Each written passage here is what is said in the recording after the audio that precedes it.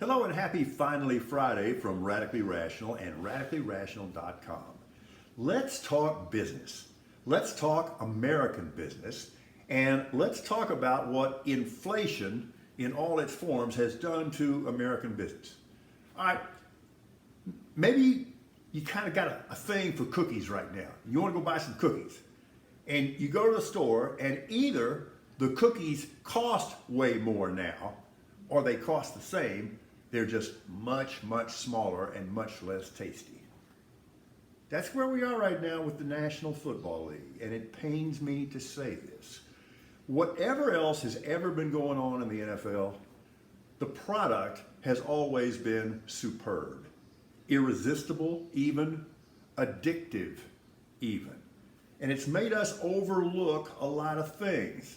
But this supply chain problem, to use that term, is now affecting the National Football League.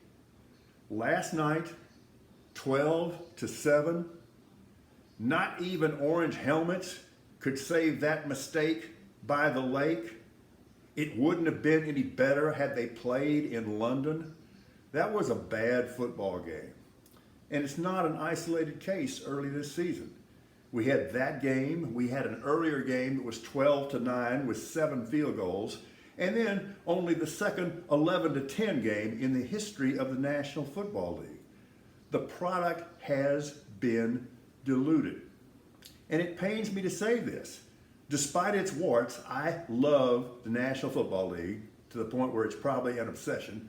I literally arrange my annual calendar around the National Football League, but I can't deny what's going on.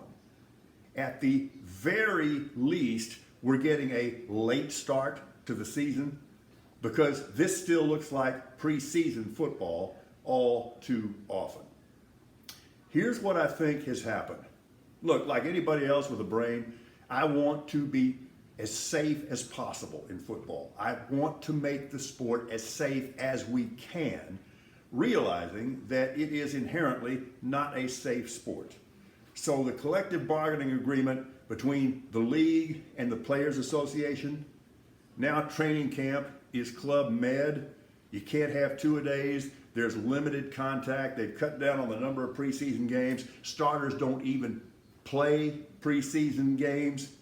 I'm sorry, it's a tough sport, and you have to develop a certain callus to be able to play that sport. So we're looking at football right now in mid-October, and it still looks like mid-August. Now, I am optimistic, I guess, and hopeful that this will clear up in the next few weeks. But right now, this is an inferior product, and never before has the product been the problem.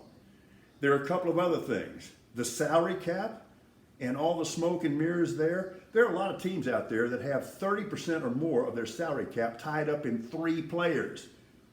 Yeah, but you need 53 active, right?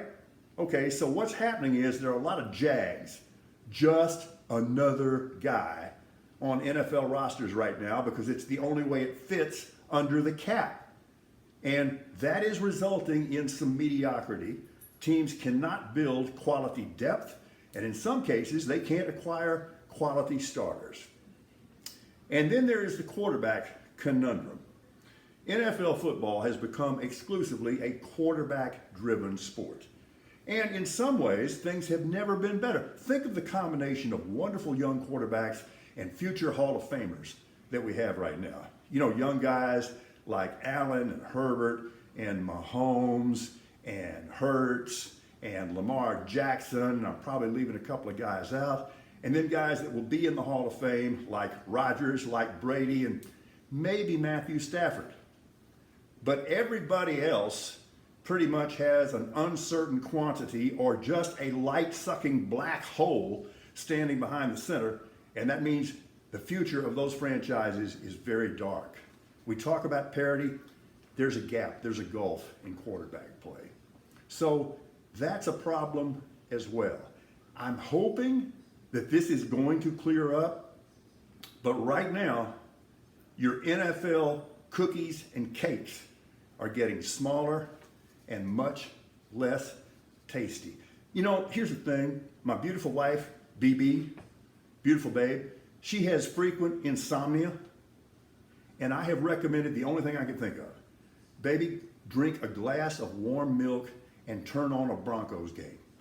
Any Broncos game. It'll clear it right up. Okay, let's talk about the law now. You know, there are different standards under the law. You know, for a civil case, it's preponderance of evidence. For a criminal case, you know, guilt beyond a reasonable doubt. Okay, after seeing what we saw yesterday, I'm going to suggest and introduce a new legal term and standard. GAF. Guilty as... There's not a scintilla of doubt here. And if you say there is, you're clowning yourself. You're clowning yourself. It's crystal clear.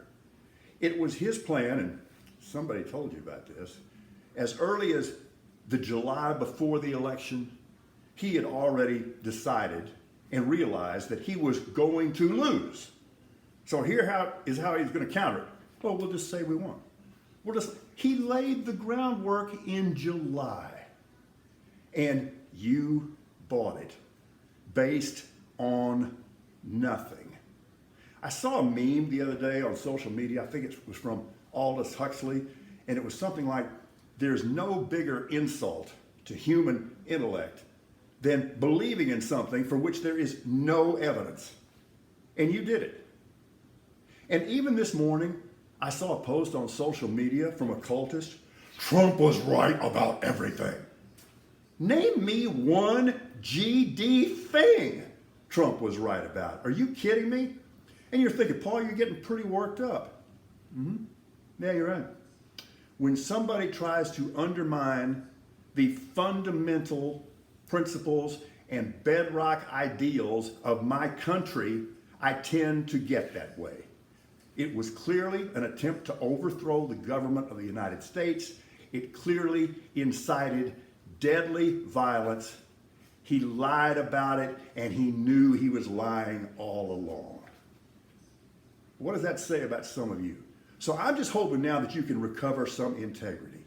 Okay? Right now, own the fact that you were dead wrong, that you were duped, and have the decency to STHU while we introduce the new bedrock legal foundational term and standard, GAF, guilty as... Happy weekend. We are radically rational.